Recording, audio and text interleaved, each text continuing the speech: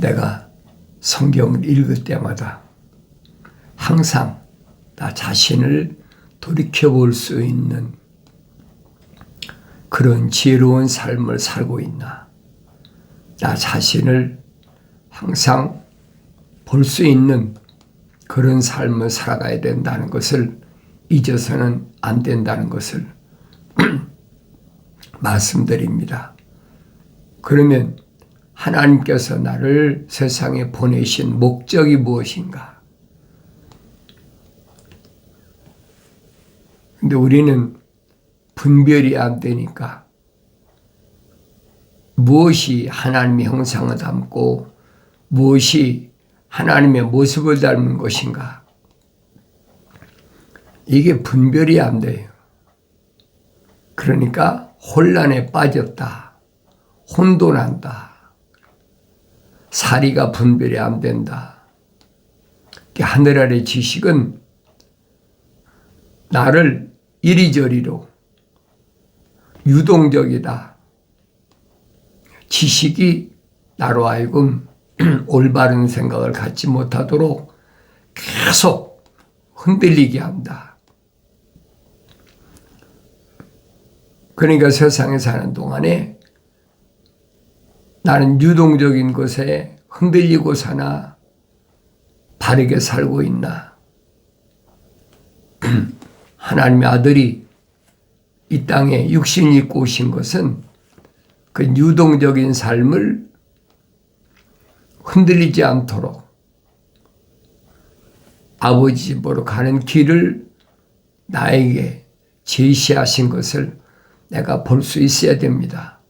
그래서 하나님 아버지께서는 언제든지 나에게 훈계하시고 책망하신다. 두 가지. 훈계하시고 책망하신다. 표면적인 사람을 말하는 것이 아닙니다.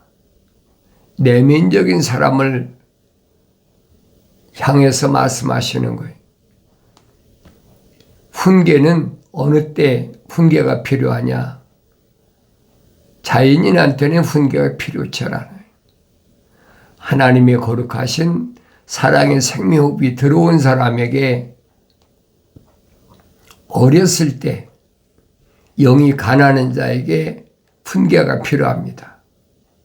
갓난 아기였을 때 훈계가 필요한 것이지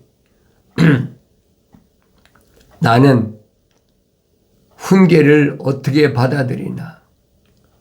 그래서 훈계를 사랑하는 자마다 지식을 사랑한다 그랬죠. 성령 받기 전에는 하나님의 지식에 대해서 관심이 없어요.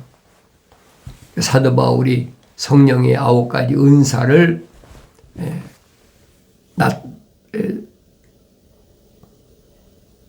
뭐라고 얘기했냐? 지식의 말씀과 지혜의 말씀이다.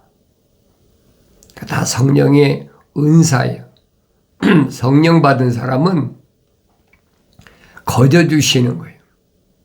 내가 받고 싶어서 주시는 것이, 받는 것이 아니고 성령 받은 사람은 거저 주시는 은사다. 지식의 말씀과 지혜의 말씀을 내가 올바로 깨달아야 된다. 그래서 훈계를 사랑하는 자마다 지식을 사랑한다. 책망을 싫어하는 자는 짐승과 같으니라 그랬어요. 책망을 싫어한다. 그럼 짐승과 다를 바가 없다는 거예요. 나는 책망을 싫어하는 자인가? 책망을 듣기를 좋아하는 자인가? 나 스스로 점검하셔야 돼. 다른 사람이 나에게 이러고 저러고 한다고 해서 내가 따라가는 것이 아닙니다. 그래서 내가 주님을 사모하는 마음, 주님을 사랑하는 마음, 주님을 따라가지 않으면 주님을 사랑하는 마음이나 사모하는 마음이 있습니까? 없지요.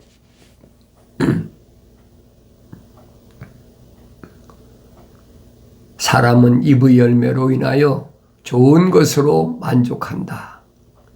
입의 열매, 말, 내 입에서 어떤 말이 나오나 사도 야고보는 설명하잖아요.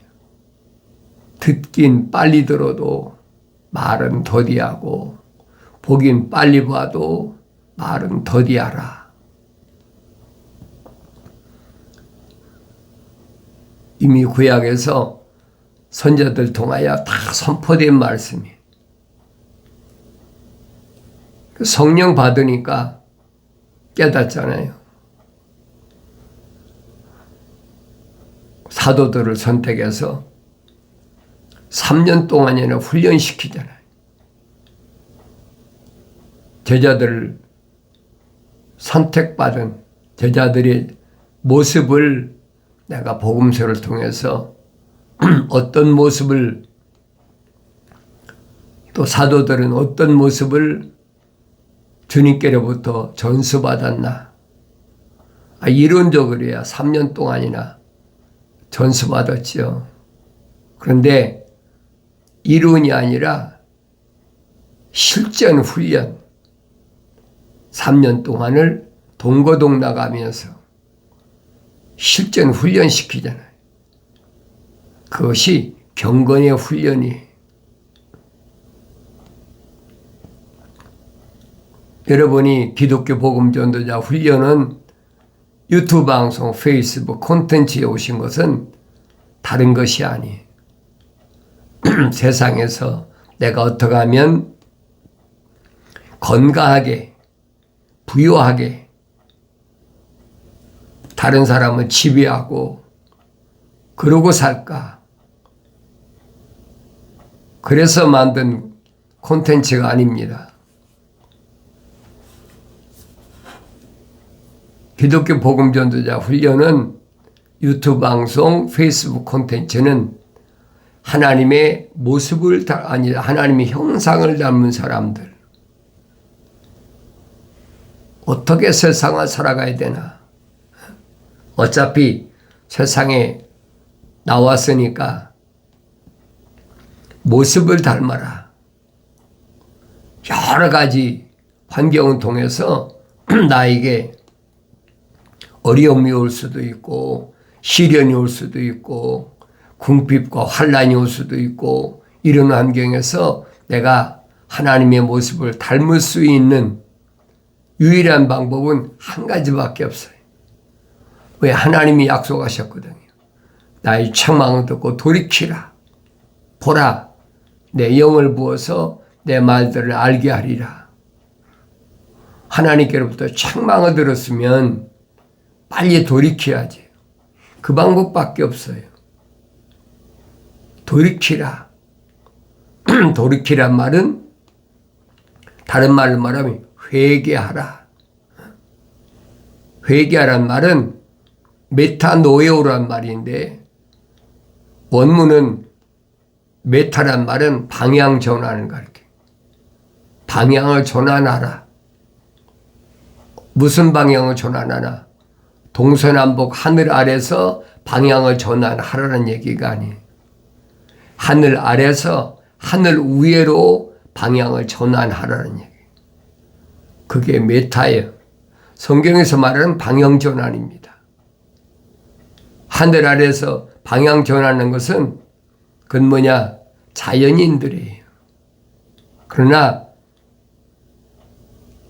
생명의 호흡이 들어간 사람은 거룩한 하나님의 사랑의 호흡이 들어간 사람은 방향 전환이 땅에서 하늘로 바꾸라는 거예요. 그런 사람은 생각과 마음과 삶의 가치관을 바꾸라는 거예요. 그게 뭡니까? 계명이잖아요. 율법사에게 하나님의 아들이 분명히 밝히시잖아요. 사람다운 사람이 되려면 계명을 지켜라. 계명이 뭡니까? 율법사야.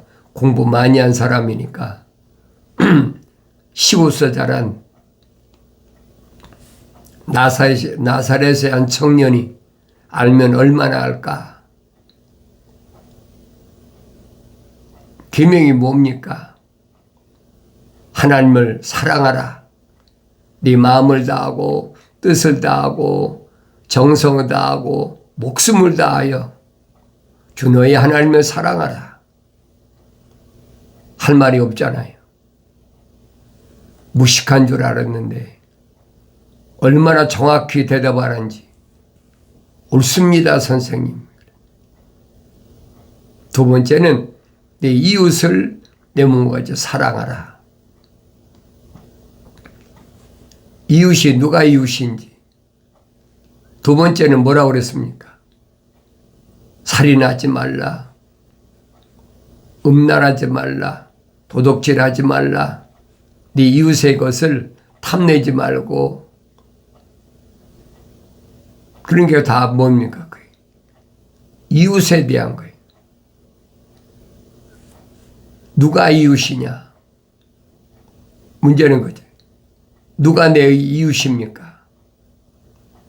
어떻게 보면 율법사가 시험 하듯이 누가 내 이웃입니까? 주님이 비유로 말씀하시잖아요. 그 비유를 깨달아야 된다는 얘기예요. 그래야 누가 내 참된 이웃인가를 알지. 주님이 비유로 말씀하시잖아요. 어떤 사람이 예루살렘을 떠나서 여리고로 가다가 강도를 만났다. 어딜 떠난 사람이 예루살렘을 떠났다. 그러니까 율법사가 생각할 때는 평범한 사람이 예루살렘에 다 사니까 바벨론에서 포로에서 해방된 5만 명이나 되는 사람이 예루살렘뿐 아니잖아요. 남유다나 북이스라엘이나 벌써 한 400년이 전에 자기 고국으로 찾아와 돌아왔으니까 얼마나 많은 사람이 있겠어요. 주님이 하신 말씀은 뭘 말씀하시느냐? 예루살렘에 거하는 사람, 예루살렘을 떠나지 말아야 될 사람 누굽니까? 제사장과 레위인들. 그 다음에 나오잖아요. 예루살렘을 떠나서 여리고로 갔다. 예루살렘은 어떤 곳이냐? 예루살렘은 사도들에게 명령하신 곳이잖아요. 예루살렘을 떠나지 말라. 왜 그러냐? 거룩한 곳이기 때문에 기다리면 반드시 약속하신 성령을 받는다. 제사장과 레위인들이 거하는 하나님의 성전이 있는 곳이 예루살렘이. 그것을 떠나지 말아야 될 사람이 떠나서 저주받은 여리고로 갔다. 여리고는 어떤 곳입니까? 출애굽한 이스라엘 백성 2세들, 광야에서 태어난 2세들이 아브라함이 약속하신 가나안 땅을 찾아가기 위해서 요단강을 건너 첫 번째 맞닥뜨린 것이 여리고성이에요. 그러면 여리고성이 앞에 있으면 옆길로 돌아갈 수도 있잖아요. 상식적으로 생각해 보세요. 그런데 가나안 땅은 그게 아니에요. 직선길로 가라는 거예요. 일반적으로 그렇잖아요. 가다 보면 성읍이 있으면 돌아가면 될 거 아닙니까? 근데 성경은 그 말씀하시는 게 아니에요. 가나안 땅을 가기 위해서 어떤 것도 가로막을 수 없다는 거예요. 그래서 무너뜨린 것이 여리고 아닙니까? 그런데 여리고성은 여호수아가 저주해 버렸잖아요. 누구도 이 무너진 여리고성을 다시 재건한 사람은 자식들이 죽는다. 저주했는데 어떻게 거룩한 예루살렘을 떠나서 여리고를 갑니까? 말이 안 되는 얘기지. 근데 주님이 비유는 그 말씀을 하시는 거예요. 가나안 땅을 떠나서 여리고로 가다 강도 만났다. 그거 당연한 거 아닙니까? 그런데 그 예루살렘을 떠났던 사람이 누구라고 그랬어요? 제사장과 레위인이라고 분명히 밝히잖아요. 제사장과 레위인이 똑같은 여리고를 가다 강도 만난 사람을 만났다. 그러니까 정신 뻗쩍 나는 게 돌아가는 거지. 그게 회개란 말이에요. 그런데 주님이 이런 비유로 말씀하셔도 율법사는 그걸 깨닫지 못해. 그런데 사마리아 사람이 여리고로 가다가 강도 만난 사람을 봤다. 그러니까 그 사람을 열심히 치료해주고 또 자기가 타고 온 짐승에 태워서 여관에 데려다주고 치료비를 맡겨주면서 내가 돌아올 때는 더 많은 돈이 들어오면 내가 다 갚아줄 테니까 잘 치료해달라. 주님의 비유가 뭘 말씀하는지를 알아야죠. 율법사에게 주님이 말씀하시는 게 뭐예요? 누가 이 강도 만난 사람이 이웃이냐? 물으시는 핵심이 그거잖아요. 이게 비유예요, 여러분. 누가 이 강도 만난 사람이 이웃이냐? 강도 만난 사람 치료해주고 데려다가 자기 돈 들여서 여관에다가 묵게 해주고 돈이 더 들면 내가 돌아올 때 그 치료비까지 다 갚아주겠다고 한 그 사람이 이웃이라는 거 모르는 사람이 어디 있습니까? 아무리 어린애라도 맑게 알아들으면 그거 모르겠습니까? 유치원생만 돼도 알아들어요. 그런데 주님이 비유로 말씀하신 것을 깨닫지 못해. 이미 시편 기자를 통해서 선지자를 통해서 선포했잖아요. 한 비유다. 비유는 한 가지예요, 여러분. 그런데 비유의 참뜻을 모르니까 여러 가지로 분분하게 해요. 성령 받기 전에 알 수가 없어요. 하나님의 아들은 성령 받으신 분이 육신 있고 여러분과 똑같은 육신 있고 오셨지만은 그분은 성령 받아 완성되신 분이. 사도 바울이 설명하잖아요. 우리가 다 첫사람 아담처럼 혼적인 몸을 입었다면 이 말입니다.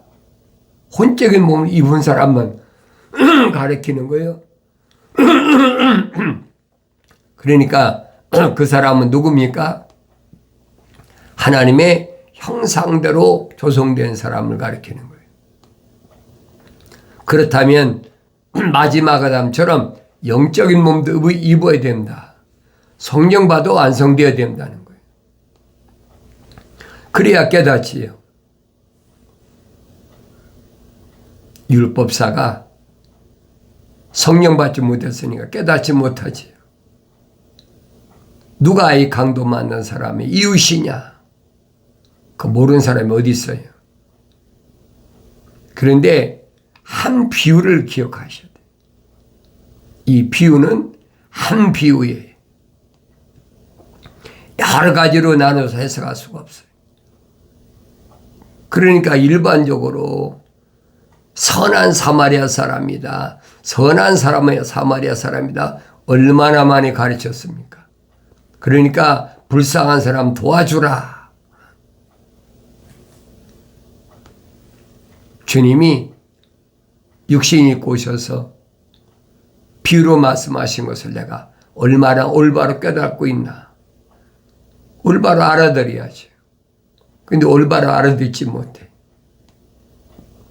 왜 그럴까?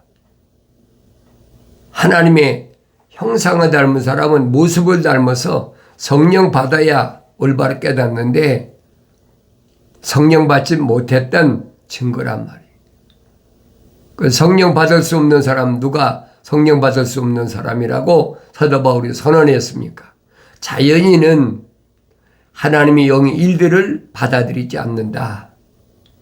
자연인, 내추럴맨, 우리가 언뜻 보면, 언뜻 들으면 그렇죠. 자연인 하면 때묻지 않은 사람, 세속에 물들지 않은 사람, 이렇게 생각하잖아요. 그런데 성경은 아니에요. 자연인은 누가 자연인이냐? 하나님의 호흡이 들어가지, 거룩한 사랑의 호흡이 들어가지 않은 사람, 하나님의 형상을 담지 않은 사람, 그런 사람은 하나님 모습을 닮을 수가 없지요. 하나님 모습은 뭐예요? 하나님의 영이잖아요.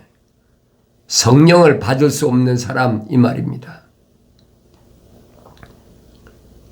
그걸 올바로 알아들을 수 있으려면 똑같은 얘기. 창세기 1장에 기록된 말씀을 비유로 사도 바울이 설명하고 있는 거예요. 하나님의 아들이 성령 충만하셔서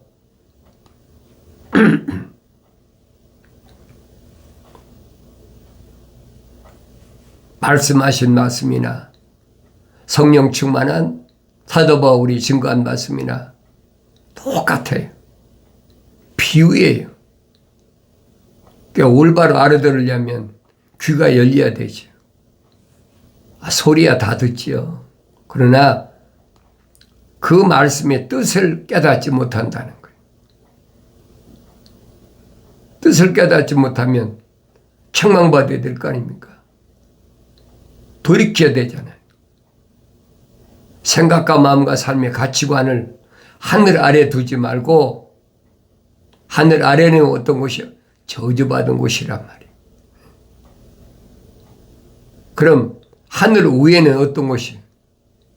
예루살렘이잖아요. 하늘 위에 있는 예루살렘. 사도 바울이 설명하잖아요. 하늘 위에 있는 예루살렘은 누구라고 그랬어요? 사라와 같은, 우리 어머니 사라와 같은, 사라는 하늘 위에 예루살렘이다. 우리는 이삭과 같이 다 영원한 하늘나라의 상속자다. 천국의 시민권자다. 사도 바울이 그 말을 해주고 있거든요. 그런데도 아직도 하늘 아래 예루살렘을 계속 찾아 헤매는 사람들이, 하늘 아래는 저주받은 곳이에요, 여러분. 누구 때문에? 첫사람 아담 때문에. 땅은 너로 인하여 저주받았다 그러잖아요. 그게 무슨 말인가 깨달아야지. 가시 엉겅퀴를 낸다.